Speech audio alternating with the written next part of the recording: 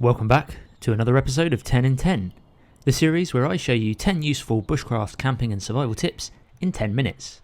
Remember, if you enjoy this episode, then keep an eye out for my survival tips playlist in the video description below.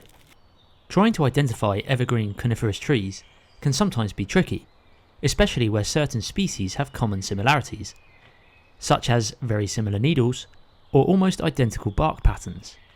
Even the shape of them can be similar. Often, many evergreen species self-propagate well, which means they grow rigorously and are densely packed together.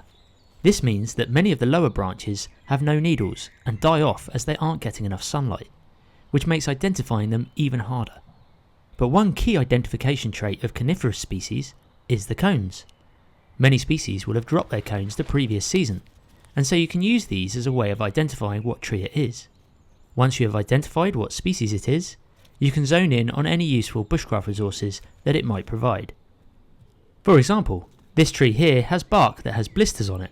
Both balsam fir and Douglas fir have blisters on their bark, but by looking at the cones on the forest floor, I can tell straight away that this is a Douglas fir tree. That's because the cone has what looks like a three-pronged trident, or a spike showing in between the scales, almost like a snake's tongue. This is a key ID feature of a Douglas fir, and so that leads us onto what uses it might have. Here is a young Douglas fir tree. You don't have to look closely to see that it has horizontal blisters all over the bark. These are filled with resin. This tree bark has similarities to balsam fir, which also has resin blisters in the bark. You can use your knife to gently pierce these blisters and reveal the clear resin fluid oozing out of the bark. This has antiseptic properties. If you have a cut or graze, you can apply some of this resin to help heal the wound and reduce the chance of cuts getting infected. It helps to create a sealed layer over the wound, which in turn helps to prevent any dirt from getting into the cut and causing further infection.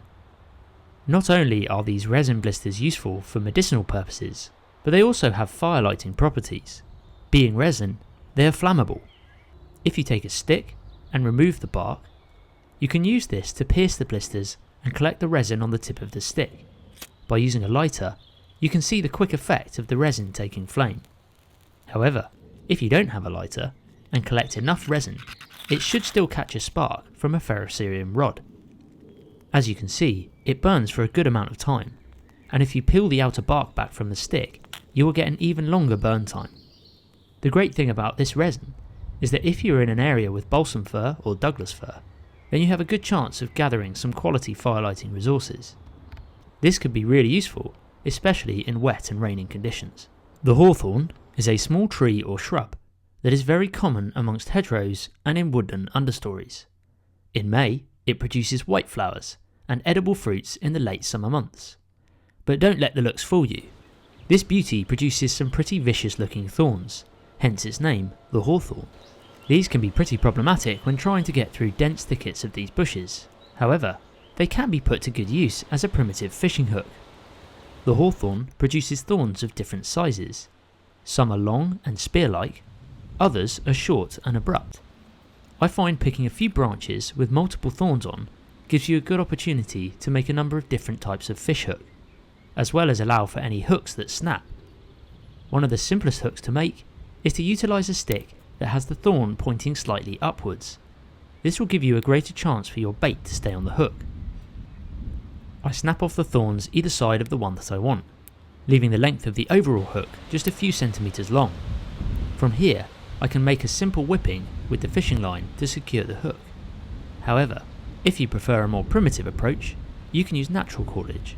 Here I've just made a very short piece of nettle cordage just for this demonstration. I'll show you a more detailed video on primitive fishing hooks in an episode soon. Once you've made your whipping, you're good to go.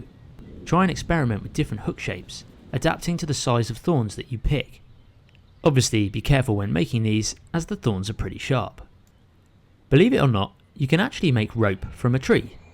It's a bit rudimentary, but it works. You can make tree rope, or a withy as it's more traditionally known, by finding a small, thin sapling and twisting the branch in your hands.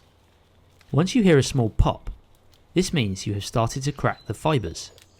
Once you have cracked the fibres, you can begin to twist the stick further, but then use this twisted section to act as a crank to give you more force when twisting up the branch.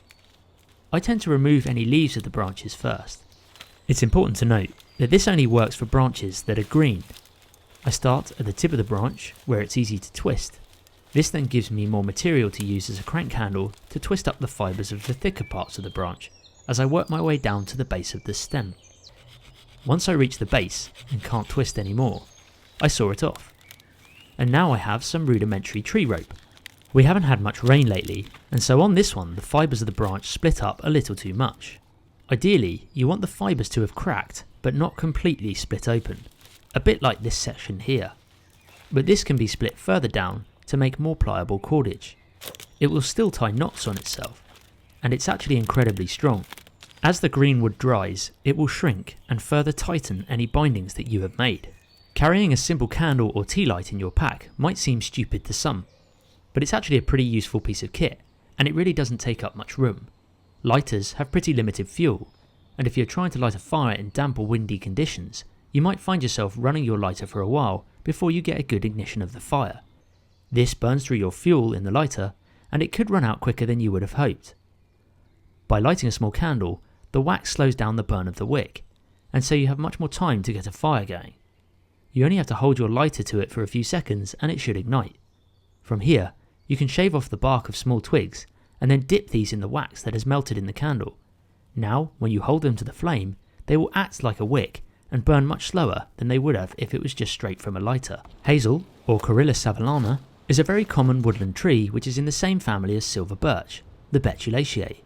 A friend of mine, Felix Imler, emailed me a few weeks ago saying that he managed to get a fire going using the bark of the hazel tree in the same manner that you can get a fire going with silver birch. At first, I didn't believe him, but he showed me a video and it really did work, so I gave it a go. First, I sliced off a thin piece of green bark from a hazel tree. I should note that this hazel tree was in my woodland, and this particular one is actually going to be removed for some green woodworking projects. I would not recommend just slicing tree bark like this. It's better to take a slice from a green branch and not the main trunk. Anyway, I removed the green living cambium layer underneath the bark, as this is full of moisture and will not be combustible.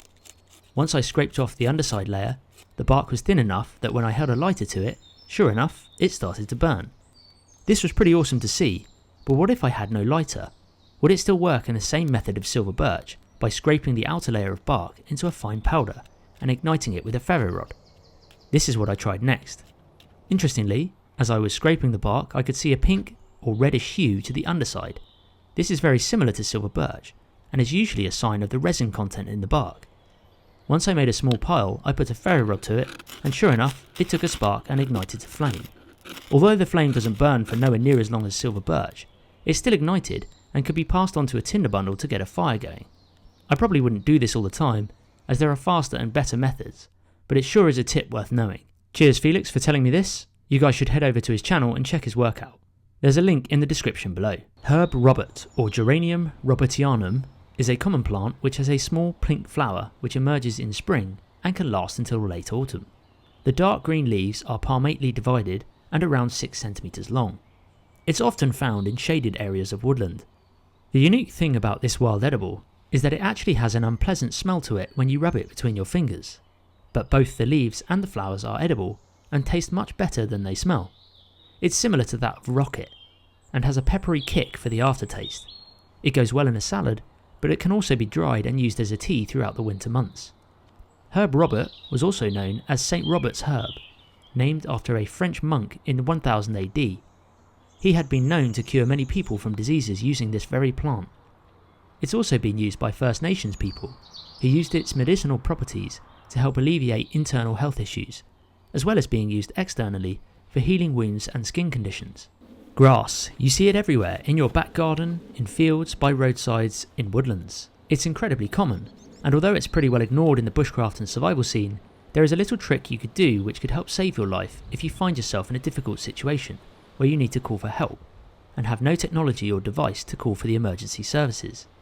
I used to do this as a kid, and some of you might have done it too. If you pick yourself a blade of grass, place it along the edge of your palm of your hand, running parallel up towards the tip of your thumb. Then place your other hand on the blade of grass in the exact same manner. Now close your hands together tightly and blow a concentrated area of air through the middle of the palm of your hands. You should now be able to make a high-pitched squawking noise. As you can see, my dog instantly heard it and decided to jump on me. Now you've made yourself a whistle with grass. You can use this method to send out an SOS stress signal. The SOS signal is 3 fast blows of a whistle, followed by 3 long blows, and then 3 fast blows again. If you do this enough, any nearby people who hear it should know it as an SOS call and should come to help rescue you. As it's an unusual sound, even if someone who doesn't know the SOS signal should still hear the strange noise and might want to discover where it's coming from. The way this works is the air you blow onto the blade of grass causes it to vibrate. When it vibrates, it moves the air particles around it.